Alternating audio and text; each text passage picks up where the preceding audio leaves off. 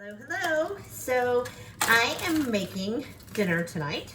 I pretty much make dinner every night. But I try to make meals that are, somewhat healthy. The ones that I have don't have a lot of ingredients.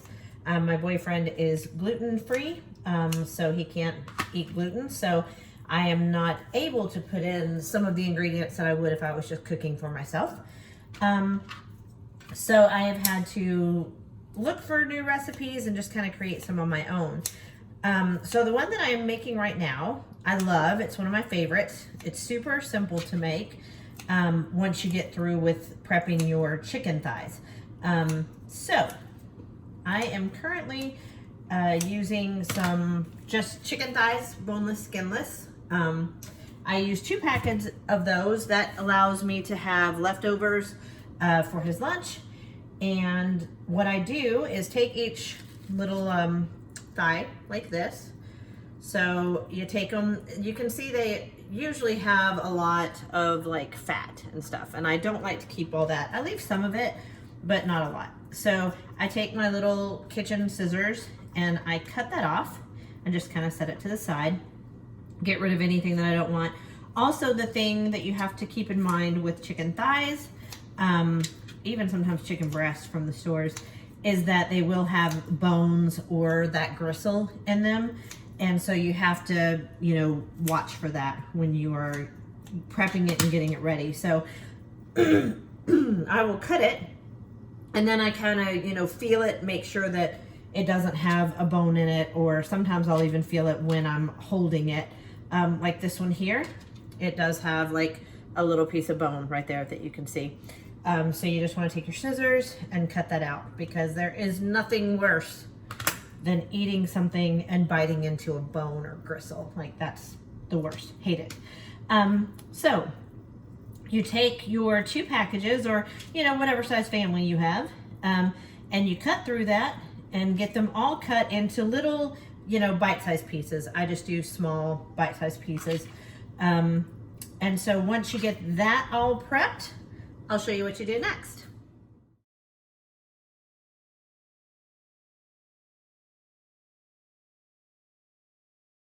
All right, so I have the chicken in the pan now. So quite a bit, like I said, this is enough for dinner and then leftovers.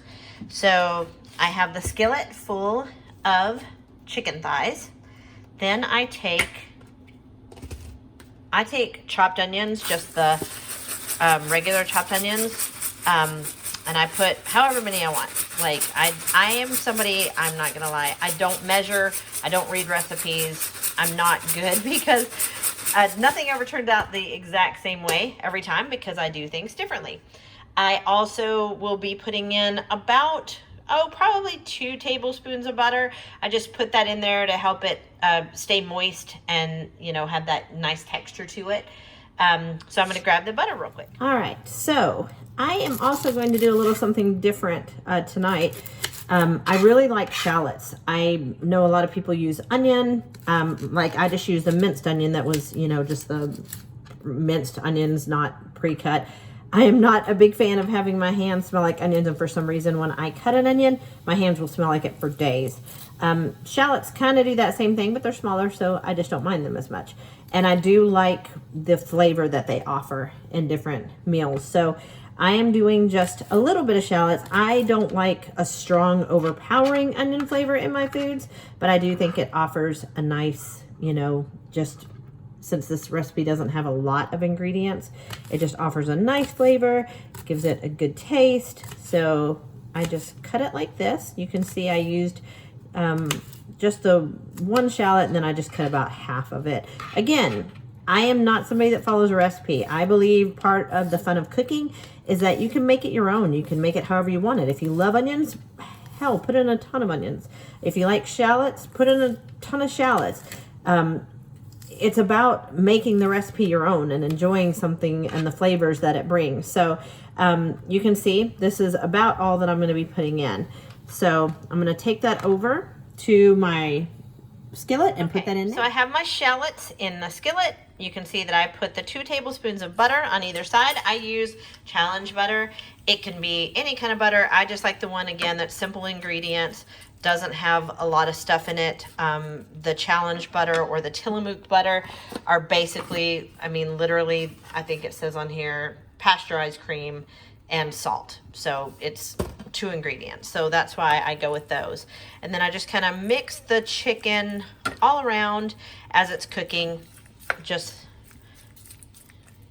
getting it coated in a little bit of that butter. Again, I don't want to like have it be tons of butter because you don't need it. It's not really even for the flavor. It just kind of gives it a nice texture, and gives it doesn't stick to the pan, that type thing. So I just work the onions and the butter all in, and I let that cook until it is completely or almost completely cooked through, because towards the end I will be adding the pineapple to it. So this is a pineapple chicken.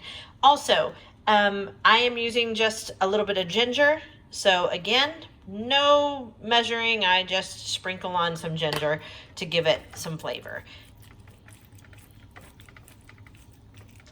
And I will show you what it looks like after it's cooked a little. The chicken is almost to where I want it now to add my pineapple tidbits. So these are the ones that I purchased. Again, you can purchase ones in a can. You can get like the fresh ones. Sometimes I do fresh if I have the time.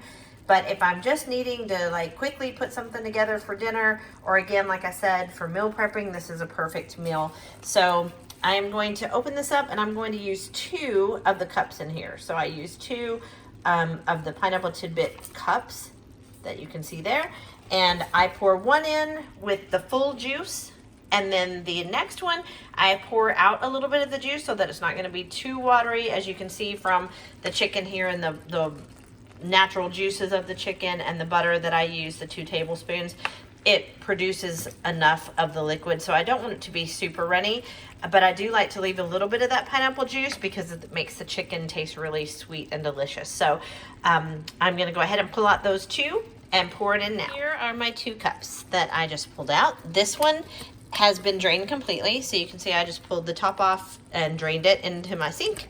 And then I pour that in there.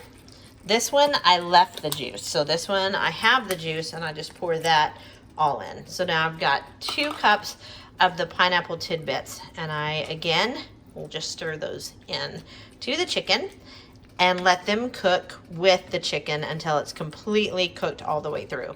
So now I'm gonna just stir it all up, make sure it's blended well, and then let the rest of that pink cook down into the beautiful little white texture there. Make sure it's cooked all the way through. And that is literally as simple as it gets. So you've got chicken, you've got onions, you've got a little bit of ginger, salt, pepper, the minced onions, I think I already said that, and that's it. That is literally the meal. That's all the ingredients that you have, but the flavor is delicious. And then I cook jasmine rice to go with it, and it is just delicious. Finished meal.